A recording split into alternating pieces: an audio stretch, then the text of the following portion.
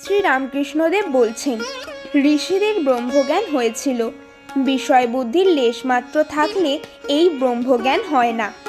ঋষিরা কত খাটত, সকালবেলা আশ্রম থেকে চলে যেত, একলা সমস্ত দিন ধ্যান চিন্তা করত, রাত্রে আশ্রমে ফিরে এসে কিছু ফলমূল খেত। দেখা শোনা ছোঁয়া এসবের বিষয় থেকে মনকে আলাদা রাখত, তবে ব্রহ্মকে বোধ করত। কলিতে অন্নগত প্রাণ, দেহবুদ্ধি যায় না। এই অবস্থায় সোহং বলা ভালো নয়। সবই করা যাচ্ছে, আবার আমি ব্রহ্ম বলা ঠিক নয়।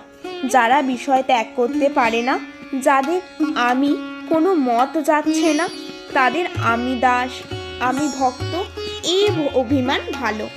ভক্তিপথে থাকলেও তাকে পাওয়া যায়। জ্ঞানী নেতি নেতি করে বিষয়বুদ্ধি ত্যাগ করে তবে ব্রহ্মকে জানতে পারে। যেমন সিঁড়ির ধাপ ছাড়িয়ে ছাড়িয়ে ছাদে পৌঁছানো যায়, কিন্তু বিজ্ঞানী যিনি বিশেষ রূপে তার সঙ্গে আলাপ করেন, তিনি আরও কিছু দর্শন করেন। তিনি দেখেন ছাদে যে জিনিস তৈয়ারি, সেই ইট চুন সুরকিতেই সিঁড়িও তৈয়ারি। নেতি নেতি করে যাকে ব্রহ্ম বলে বোধ হয়েছে, তিনিই জীবজগৎ হয়েছেন। বিজ্ঞানী দেখে যিনি নির্গুণ, তিনিই সগুণ। ছাদে অনেকক্ষণ লোক থাকতে পারে না, আবার নেমে আসে। যারা সমাধিস্থ হয়ে ব্রহ্ম দর্শন করেছেন, তারাও নেমে এসে দেখেন যে জীবজগৎ তিনিই হয়েছেন।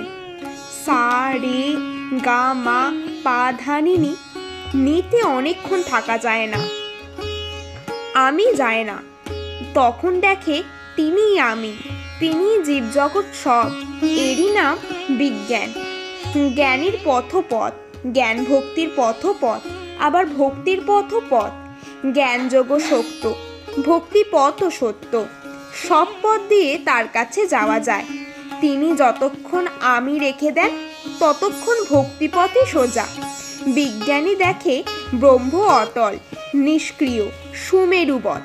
এই জগৎ সংসার তার সত্য রজ তম 3 গুণে হয়েছে, তিনি নির্লিপ্ত। বিজ্ঞানী দেখে যিনি ব্রহ্ম, তিনিই ভগবান।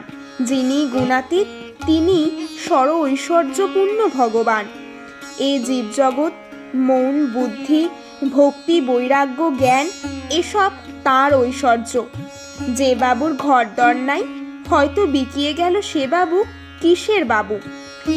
ঈশ্বর সর ঐশ্বর্যপূর্ণ। সে ব্যক্তির যদি ঐশ্বর্য না থাকতো, তাহলে কে মানত?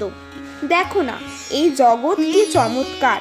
কত রকম জিনিস, চন্দ্র সূর্য নক্ষত্র, কত রকম জীব, বড় ছোট ভালো মন্দ, কারো বেশি শক্তি কারো কম শক্তি।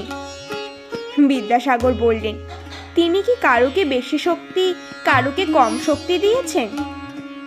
শ্রীরামকৃষ্ণদেব বললেন, তিনি বিভুরূপে সর্বভূতে আছেন, পিঁপড়েতে পর্যন্ত আছেন, কিন্তু শক্তি বিশেষ। তা না হলে একজন লোকে 10 জনকে হারিয়ে দেয়, আবার কেউ একজনের কাছ থেকে পালায়। আর তা না হলে তোমাকেই বা সবাই মানে কেন? তোমার কি শিং বেরিয়েছে দুটো? তোমার দয়া তোমার বিদ্যা আছে অন্যের চেয়ে, তাই তোমাকে লোকে মানে, দেখতে আসে। তুমি এ কথা মানো কি না? বিদ্যাসাগর মৃদু মৃদু হাসিতেছেন। শ্রীরামকৃষ্ণদেব বললেন, শুধু পাণ্ডিত্যে কিছুই নাই, তাকে পাবার উপায়, তাকে জানবার জন্য বই পড়া। একটি সাধুর পুঁথিতে কি আছে একজন জিজ্ঞাসা করলে সাধু খুলে দেখালে, পাতায় পাতায় ওং রাম লেখা, আর কিছুই লেখা নাই।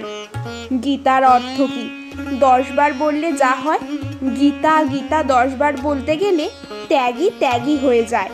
গীতায় এই শিক্ষা, হে জীব, সব ত্যাগ করে ভগবানকে লাভ করবার চেষ্টা করো। সাধুই হোক সংসারই হোক, মন থেকে সব আসক্তি ত্যাগ করতে হয়।